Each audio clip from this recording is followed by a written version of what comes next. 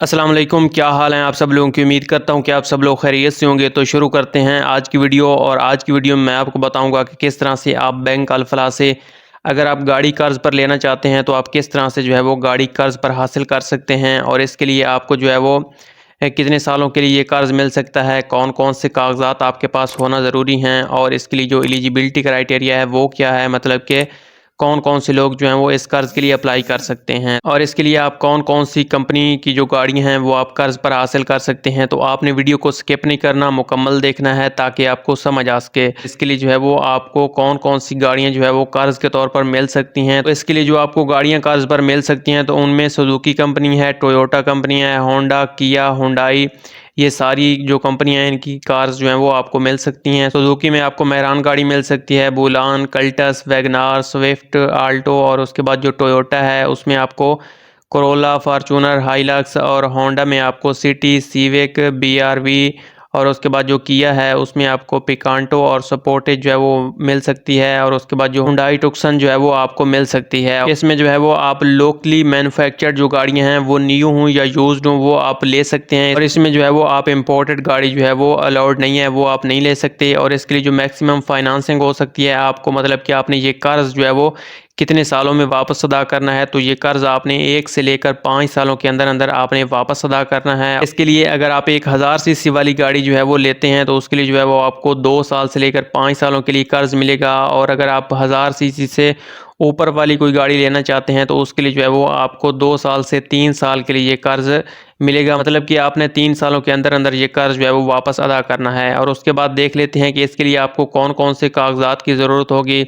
तो इसमें जो है वो आपके पास कंप्लीट एप्लीकेशन फॉर्म होना चाहिए जिस पर सिग्नेचर होने चाहिए कस्टमर्स के, जो आपको बैंक अल फलाह की तरफ से मिलेगा। और उसके बाद जो है वो आपके पास शनाख्ती कार्ड की कॉपी होनी चाहिए। और उसके बाद आपके पास 2 रिसेंट फ़ोटोग्राफ्स होने चाहिए। और उसके अलावा जो है वो आपके पास अगर आप सैलरीड इंडिविजुअल हैं तो उसके लिए आपके पास सैलरी स्लिप होनी चाहिए, मतलब कि अगर आप तनख्वाहदार बंदे हैं, आपकी माहाना तनख्वाह आती है, तो उसके लिए जो है वो आपके पास सैलरी स्लिप होनी चाहिए या सैलरी लेटर होना चाहिए, और पिछले 6 महीनों की बैंक स्टेटमेंट होनी चाहिए। और उसके अलावा अगर आप सेल्फ एम्प्लॉयड बिजनेसमैन हैं तो उसके लिए आपके पास जो है वो पिछले 6 महीनों की बैंक स्टेटमेंट होनी चाहिए। और अगर आप एग्रीकल्चरिस्ट हैं, मतलब कि आपका कोई ज़मीनों का कारोबार है, आप किसान हैं, तो उसके लिए जो है वो आपके पास फ़र्द होनी चाहिए, मुख्तार कार होनी चाहिए, या ओनरशिप सर्टिफिकेट होनी चाहिए। जो भी आपकी ज़मीन है उसकी आपके पास ओनरशिप सर्टिफिकेट होना चाहिए, और पिछले 6 महीनों की जो है वो बैंक स्टेटमेंट होनी चाहिए।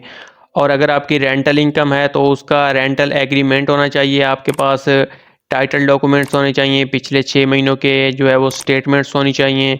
और इसके अलावा अगर आप फॉरेन रेमिटेंसेस हैं आपके पास, मतलब कि आपके बाहर के मुल्क से जो है वो रेमिटेंसेस आती हैं, तो उसके लिए जो है वो आपके पास इनकम का प्रूफ होना चाहिए। और उसके बाद देख लेते हैं कि इसके लिए एलिजिबिलिटी क्राइटेरिया क्या है, कौन-कौन से लोग जो हैं वो इस कर्ज़ के लिए अप्लाई कर सकते हैं।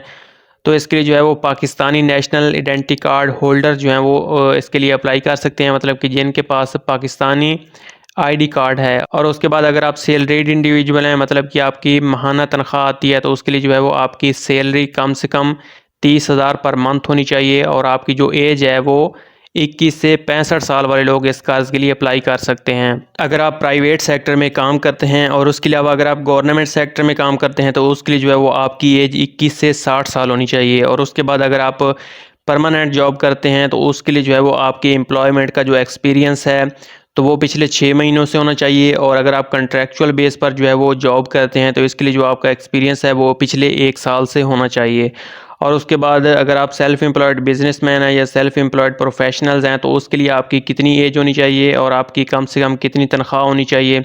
तो उसके लिए जो है आपकी मिनिमम इनकम जो है वो 50,000 पर मंथ होनी चाहिए। और उसके बाद आपकी जो एज है वो 21 से 70 साल वाले लोग जो हैं वो इस कर्ज़ के लिए अप्लाई कर सकते हैं। और इसके लिए आपकी मिनिमम 1 साल का जो है वो करंट बिज़नेस होना चाहिए, मतलब कि आप 1 साल से बिज़नेस कर रहे हों। और उसके बाद इसके लिए कौन कौन से लोग जो हैं वो कर्ज़ के लिए अप्लाई कर सकते हैं। इसके लिए salaried individuals including government, semi government employees और एम्प्लॉयज़ ऑफ आर्म्ड फोर्सेज इस कर्ज़ के लिए अप्लाई कर सकते हैं। जो प्रोफेशनल्स हैं उनमें चार्टर्ड अकाउंटेंट्स, कंसल्टेंट्स, डॉक्टर्स और उसके बाद जो है वो landlords, housewifes, retired individuals with consistent rental income और फॉरेन रेमिटेंसेज वाले जो लोग हैं इस कर्ज़ के लिए अप्लाई कर सकते हैं। इसके लिए आपको कितना मार्कअप रेट जो है वो अदा करना होगा, तो इसके लिए जो है वो अगर आप ब्रांड न्यू गाड़ी लेना चाहते हैं तो उसके लिए जो है वो आपको 2 साल के साथ 3.50% जो है वो मार्कअप रेट अदा करना होगा। और अगर आप 3 सालों के लिए कर्ज लेते हैं तो उसके लिए आपको जो है वो 4% जो है वो मार्कअप रेट अदा करना होगा। और अगर आप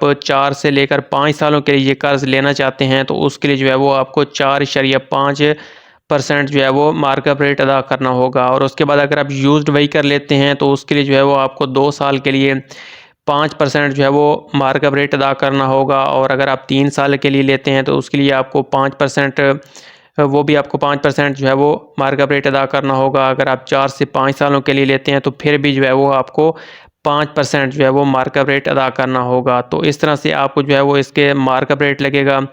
और उसके बाद देख लेते हैं कि आप इस कर्ज़ के लिए किस तरह से अप्लाई कर सकते हैं। अगर आप इस कर्ज़ के लिए अप्लाई करना चाहते हैं, अगर आप ये गाड़ी हासिल करना चाहते हैं तो आप अपने करीब तरीन जो आपके बैंक ब्रांच है वहाँ जाकर आप इस कर्ज़ के लिए अप्लाई कर सकते हैं। और अगर आप मज़ीद इन्फॉर्मेशन लेना चाहते हैं तो वो भी जो है वो आप अपने करीब तरीन बैंक ब्रांच से मज़ीद इन्फॉर्मेशन भी हासिल कर सकते हैं। तो ये थी आज की वीडियो कि किस तरह से आप बैंक अल-फलाह से गाड़ी कर्ज़ पर हासिल कर सकते हैं। तो अगर आपको ये वीडियो अच्छी लगी है तो वीडियो को लाइक कर दें, चैनल को सब्सक्राइब कर दें।